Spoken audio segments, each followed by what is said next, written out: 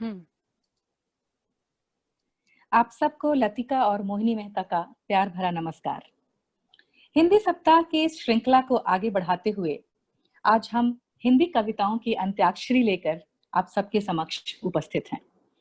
शाब्दिक तौर पर देखा जाए तो शायद यह अंत्याक्षरी ना हो, क्योंकि अंत होने वाले अक्षर से अगली कविता की शुरुआत नहीं हो रही है, परंतु कुछ कालजयी अजर अमर कविताओं और कवियों की कविताओं की प्रस्तुति हम बारी बारी से यहाँ आपके लिए करने जा रहे हैं।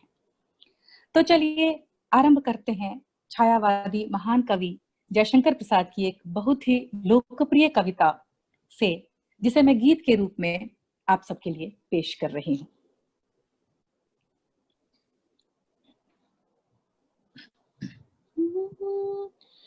तुमुल कोलाहल कलह में,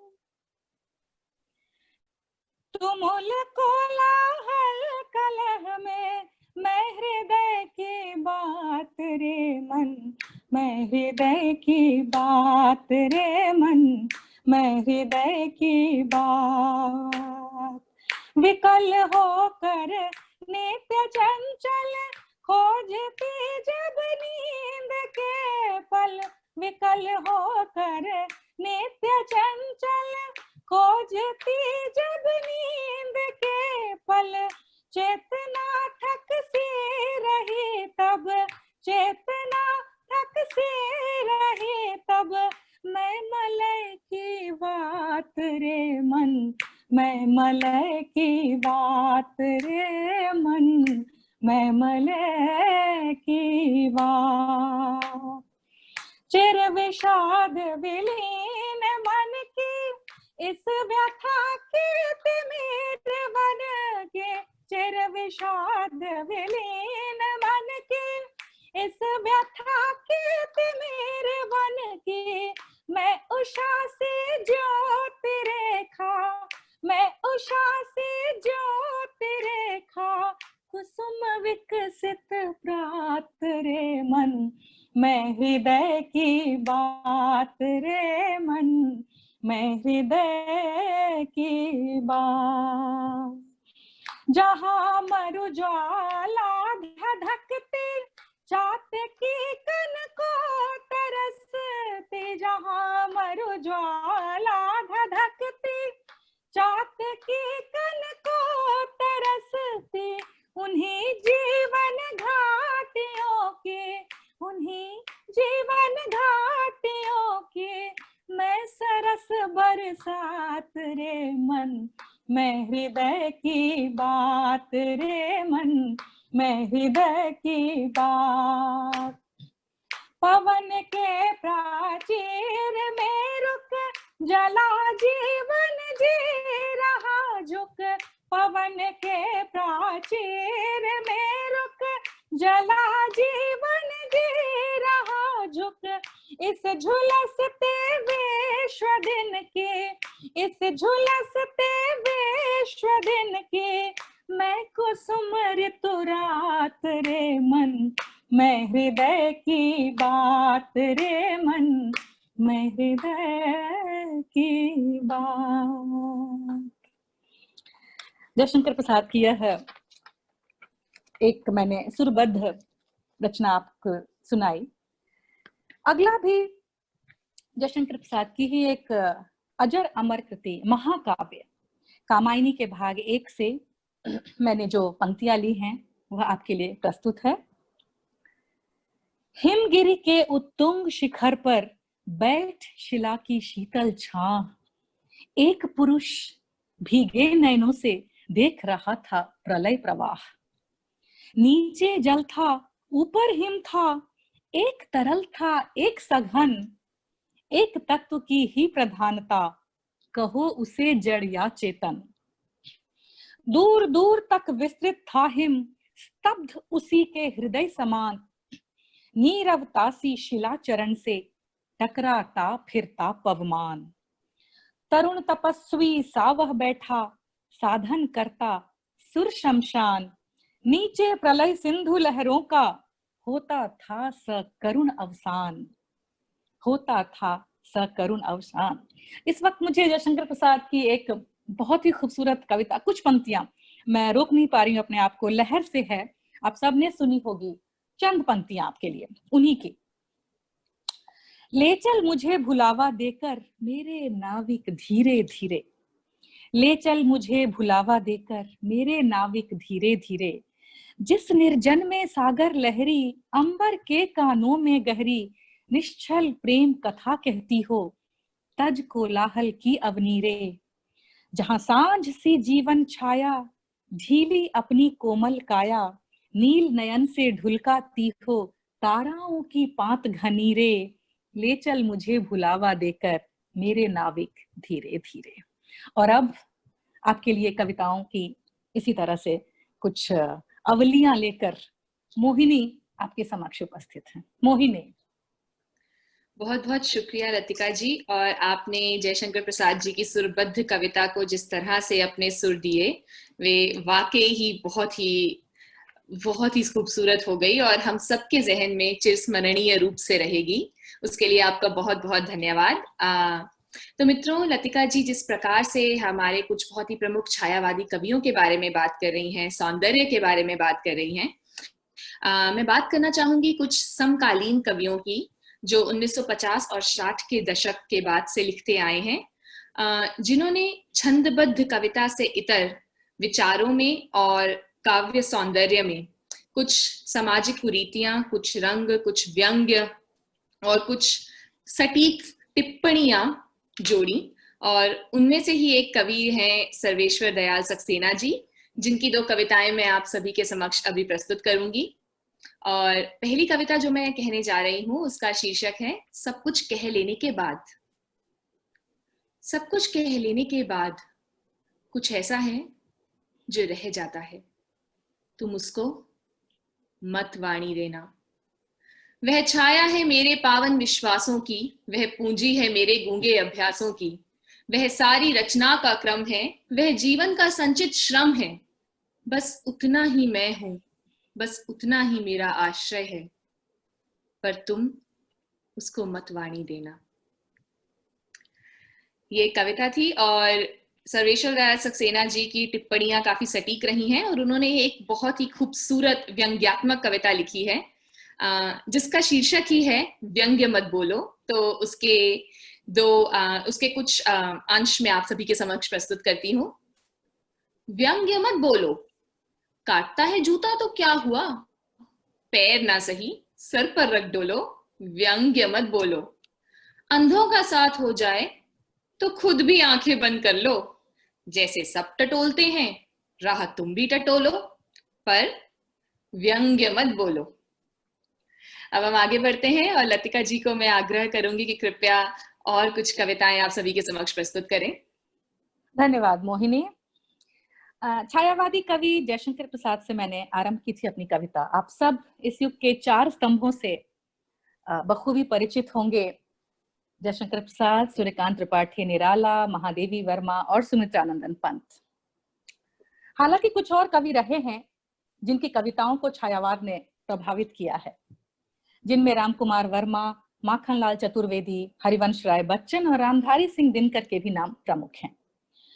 आगे चलकर रामकुमार वर्मा नाटकों से जुड़ गए, माखनलाल चतुर्वेदी राष्ट्रवादी धारा के कवि कहलाने लगे, बच्चन ने प्रेम के राग को मुखर किया तो दिनकर ने विद्रोह की आग को आवाज दी। तो छायावादी कवियों की कड़ी में अगला जो नाम है वह है हमारे आधुनिक युग की मीरा महादेवी वर्मा। आइए उनकी 2 कविताएं मैं आपको सुनाती हूँ। आपने पहले भी सुनी होंगी। मैं नीर भरी दुख की बदली, स्पंदन में चिर निस्पंद बसा, क्रंदन में आहत विश्व हंसा, नैनों में दीपक से जलते, पलकों में निर्झरनी मचली। मैं नीर भरी दुख की बदली, मैं नीर भरी दुख की बदली। विस्तृत नभ का कोई कोना, मेरा न कभी अपना होना। विस्तृत नभ का कोई कोना, मेरा न कभी अपना होना।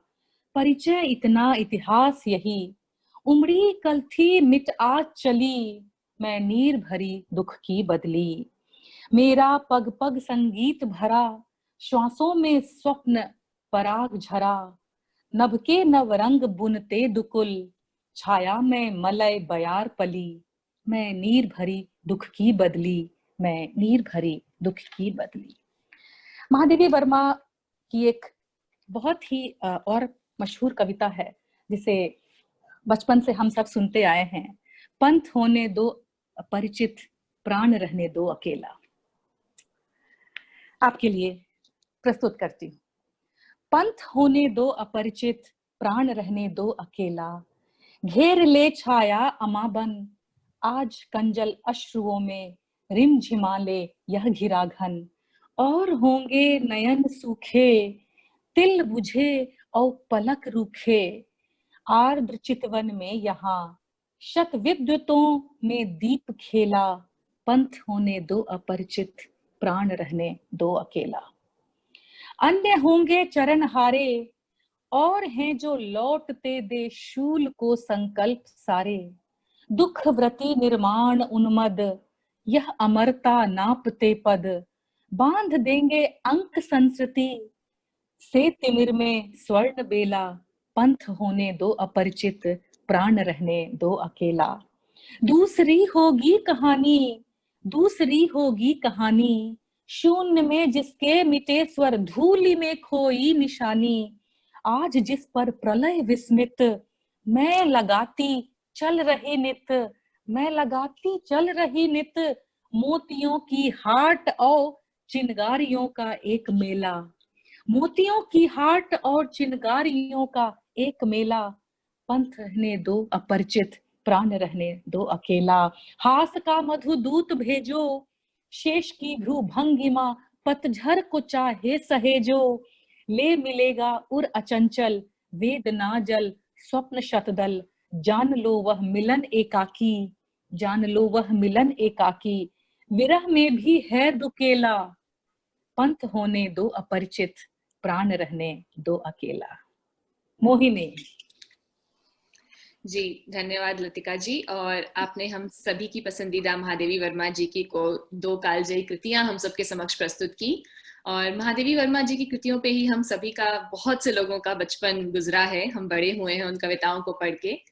तो इसी श्रृंखला में मैं आगे प्रस्तुत करना चाहूंगी हमारे सुप्रसिद्ध जन कवि नागा अर्जुन जी की 2 कृतियां, जनता की वाणी को और हाशिए पे रहने वाले लोगों के भावों को जिस प्रकार से नागा अर्जुन जी ने समझा और अपने काव्य में उतारा, वो शुरू से ही उसका कोई सानी नहीं रहा है।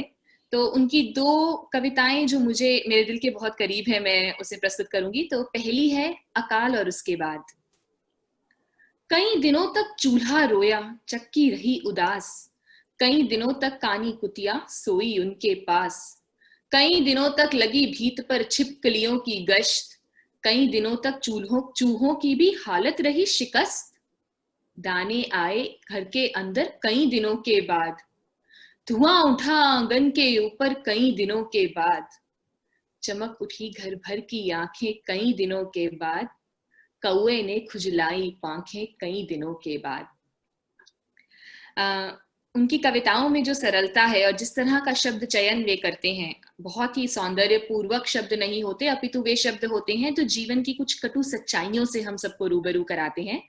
और उन्होंने ना केवल मुक्त छंद शैली में लिखा है, परंतु कई पुरानी जो काव्य शैली और लेखन शैली है उसके साथ भी उन्होंने बहुत सारा, हम कहें तो, एक्सपेरिमेंट किया है।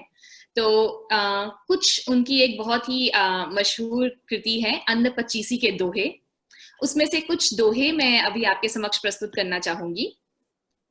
सीधे साधे शब्द हैं, भाव बड़े ही गूढ़, अन्न पचीसी घोखले, अर्थ जान ले मूढ़, कबीरा खड़ा बाजार में लिया लुकाठी हाथ, बंदा क्या घबराएगा जनता देगी साथ, अन्न ब्रह्म ही ब्रह्म है बाकी ब्रह्म पिशाच, औघड़ मैथिल नाग जी अर्जुन यही उवाच।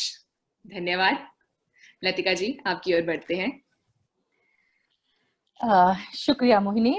छायावादी स्तंभों में अगला नाम सुमित्रानंदन पंत। हंसते खिलखिलाती प्रकृति हमारे आगे उपस्थित हो जाती है, खूबसूरत चित्रण प्रकृति का। उनकी एक कविता, झड़ पड़ता जीवन डाली से, झड़ पड़ता जीवन डाली से, मैं पतझड़ का सा जीर्ण पात, केवल केवल जग कानन में लाने फिर से मधु का प्रभात। मधु का प्रभात लद लद जाती वैभव से जग की डाल डाल, कली कली किस लय में जल उठती सुंदरता की स्वर्णीय ज्वाल। नव मधु प्रभात गूंजते मधुर, उर उर में नव आशा भिलास, सुख सौरभ जीवन कलरव से भर जाता सूना महाकाश। आ मधु प्रभात जग के तम में भरती चेतना अमर प्रकाश, मुरझाए मानस मुकुलों में पाती नव मानवता विकास। मधुप्रात मुक्त नभ में सस्मित नाचती धरित्री मुक्त पाश, नाचती धरित्री मुक्त पाश। रवि शशि केवल साक्षी होते, रवि शशि केवल साक्षी होते, अविराम प्रेम करता प्रकाश। मैं झरता जीवन डाली से साहलाद शिशिर का शीर्ण पात, फिर से जगती के कानन में आ जाता नव मधु का प्रभात, फिर से जगती के कानन में आ जाता नव मधु का प्रभात। उल्लास आस की किरण सुमित्रानंदन पंत की इन प्रकृति से आह्लादित कविताओं में। उनकी एक और अगली कविता मोह नाम से शीर्षक है, जिसका आपके लिए। छोड़ ध्रुवों की मृदु छाया, तोड़ प्रकृति से भी माया। छोड़ ध्रुवों की मृदु छाया, तोड़ प्रकृति से भी माया। बाले तेरे बाल जाल में कैसे उलझा दूं लोचन। भूल अभी से इस जग को, तज कर तरल तरंगों को, इंद्रधनुष के रंगों को। तेरे भ्रू भंगों से कैसे बिंधवा दूं निज मृग सा मन। भूल अभी से इस जग को, कोयल का वह कोमल बोल, मधुकर की वीणा अनमोल। कह तब तेरे ही प्रिय स्वर से कैसे भर लूं सजनी। कह तब तेरे ही प्रिय स्वर से कैसे भर लूं सजनी श्रवण। भूल अभी से इस जग को, उषा सस्मित किसलय दल, सुधा रश्मि से उतरा दल। ना अधरामृत ही के मद में कैसे बहला दूं जीवन। ना अधरामृत ही के मद में कैसे बहला दूं जीवन। भूल अभी से इस जग को, मैं भूल अभी से इस जग को। मोहिनी, आपकी कविताएं। बहुत बहुत धन्यवाद लतिका जी। निराला जी कुछ यूं रहे हैं कि हम सभी के जीवन में उन्होंने एक अमिट छाप छोड़ी है। और हालांकि मैंने शुरू दूसरे कवि से करना था, पर क्योंकि हम निराला जी की बात कर रहे हैं तो सरोज स्मृति की कुछ पंक्तियां हैं, उनकी अंतिम पंक्तियां जो हमेशा मेरे हृदय के बहुत करीब रहेंगी, और उसको मैं बोलना चाहती हूँ कि दुख ही जीवन की कथा रही, क्या कहूँ आज जो नहीं कही। हो इसी कर्म पर वज्रपात, यही धर्म रहे सदा नतमात। कन्ये गत कर्मों का अर्पण, कर करता मैं तेरा तर्पण, कर करता मैं तेरा तर्पण।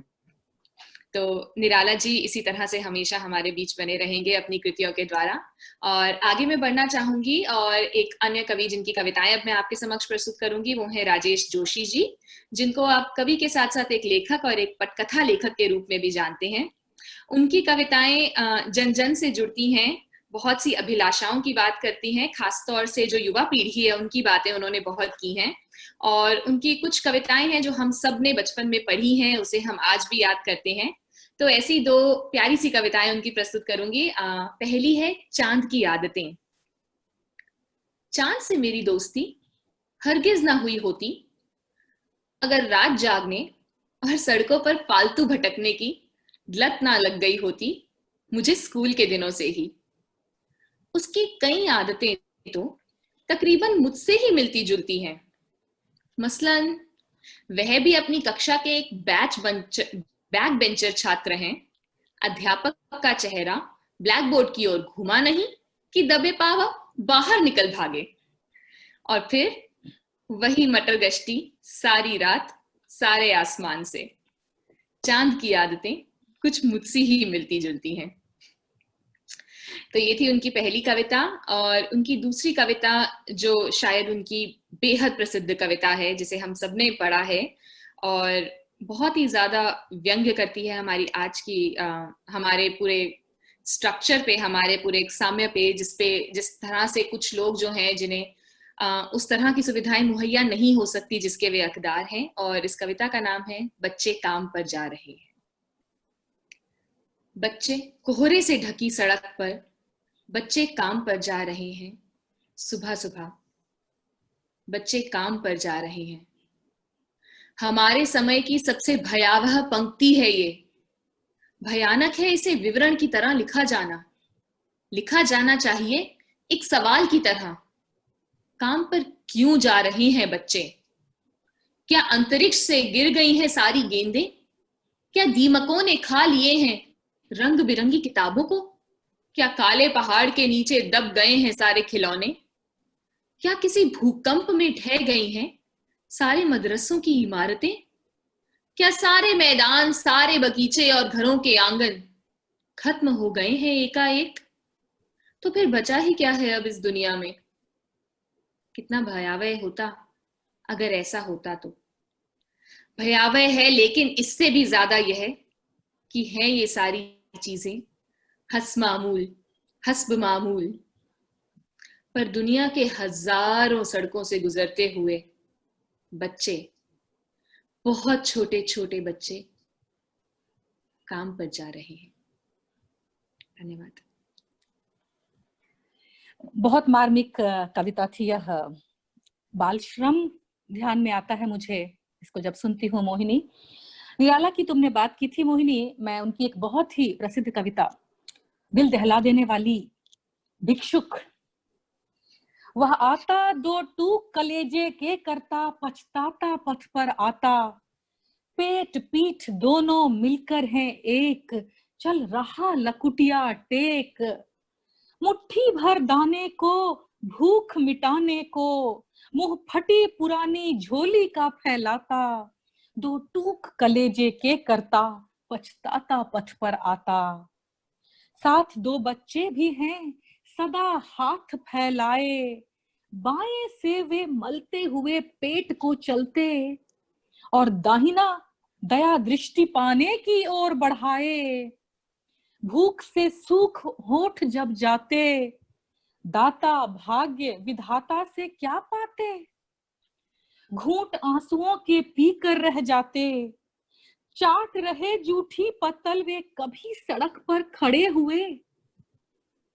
चाट रहे जूठी पत्तल वे कभी सड़क पर खड़े हुए, और झपट लेने को उनसे कुत्ते भी हैं अड़े हुए। ठहरो, अहो मेरे हृदय में है अमृत, मैं सींच दूंगा। अभिमन्यु, जैसे हो सकोगे तुम, तुम्हारे दुख को मैं अपने हृदय में खींच लूंगा। वह आता दो टूक कलेजे के करता, पछताता पथ पर आता, पछताता पथ पर आता। निराला की बात चली है तो कविताओं का सिलसिला खत्म होने का नाम नहीं ले रहा है। वह तोड़ती पत्थर देखा मैंने इलाहाबाद के पथ पर। वह तोड़ती पत्थर, कोई न छायादार पेड़, वह जिसके तले बैठी हुई स्वीकार। श्याम तन भर बंधा यौवन, गुरु हथौड़ा हाथ करती बार बार प्रहार। सामने तरुमालिका अट्टालिका प्राकार, चढ़ रही थी धूप, गर्मियों के दिन थे। दिवा का तमतमाता रूप, उठी झुलसाती हुई लू, रुई जो जलती हुई भू। गर्द चिनगी छा गई, प्रायः हुई दोपहर। वह तोड़ती पत्थर, वह तोड़ती पत्थर। देखते देखा मुझे तो एक बार, उस भवन की ओर देखा छिन्न तार। देख कर कोई नहीं देखा मुझे उस दृष्टि से, जो मार खा रोई नहीं सजा सहज सितार। वह नहीं जो थी सुनी झनकार, एक क्षण के बाद वह कांपी सुघर।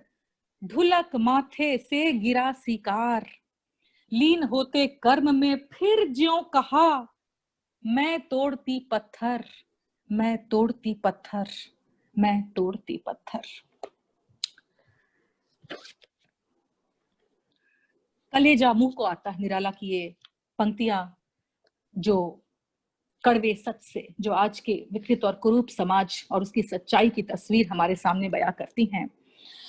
बहरहाल अंत्याक्षरी की बात चली है तो मैं फिल्मों में अंत्याक्षरी बहुत ही लोकप्रिय हुई है।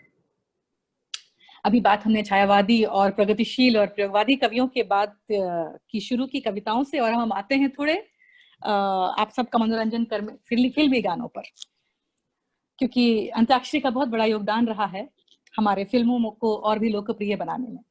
तो आप सबने सुना भी होगा, मैंने प्यार किया में ये मेडली काफी मशहूर हुई थी और काफी कर्णप्रिय और लोकप्रिय थी। मैं शुरू करती हूँ। हाल कैसा है जनाब का, क्या ख्याल है आपका, दोनों मचल गए ओ, यूं ही फिसल गए आ। हाल कैसा है जनाब का। मोहिनी जी, कुछ ना कहो, कुछ भी ना कहो, क्या कहना है, क्या सुनना है, समय का ये पल थम सा गया है, और इस पल में कोई नहीं है, बस एक मैं हूँ, बस एक तुम हो। ओ ह से जी। मोहिनी हम तो तेरे आशिक हैं सदियों पुराने, हम तो तेरे आशिक हैं सदियों पुराने, चाहे तू माने चाहे न माने, चाहे तू माने चाहे न माने, हम भी जमाने से है तेरे दीवाने, चाहे तू माने चाहे न माने, चाहे तू माने चाहे न माने। न से मोहिनी नैनों में सपना, सपनों में सजना, सजना पे दिल आ गया, वो सजना पे दिल आ गया। जी, इसके अलावा मुझे इसके आगे आता नहीं है, नहीं, और बहुत मेरी अच्छी हमने आवाज अंत्याक्षरी खेली। सुरमई नहीं है जितनी आपकी है, पर बहुत बहुत धन्यवाद। उम्मीद है कि हमारे श्रोतागणों को भी ये पसंद आया होगा, काव्य की और संगीत की अंत्याक्षरी जो हमने आपके समक्ष प्रस्तुत की थी हिंदी सप्ताह के उपरोक्ष में। बहुत बहुत धन्यवाद मोहिनी। मैं दो चार हरिवंश राय की बहुत ही लोकप्रिय कविता है, इस पार प्रिय मधु है तुम हो, उस पार न जाने क्या होगा, उससे मैं अंत कर देना चाहूंगी। इस पार प्रिय मधु है तुम हो, उस पार न जाने क्या होगा, इस पार प्रिय इस पार प्रिय मधु है तुम हो, उस पार न जाने क्या होगा, इस पार प्रिय। यह चांद उदित होकर नभ में कुछ ताप मिटाता जीवन का, लहरा लहरा ये शाखाएं कुछ शोक भुला देती मन का, कल मुरझाने कल मुरझाने वाली कलियां हंस कर कहते हैं मगन रहो, तर के फुनगे पर से हम तो संदेश सुनाती यौवन का, इस पार प्रिय इस पार प्रिय मधु है तुम हो, उस पार न जाने क्या होगा, इस पार प्रिय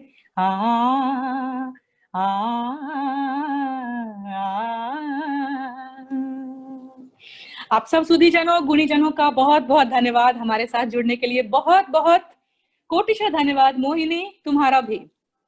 चलिए फिर मिलते हैं, शुक्रिया। बहुत बहुत धन्यवाद।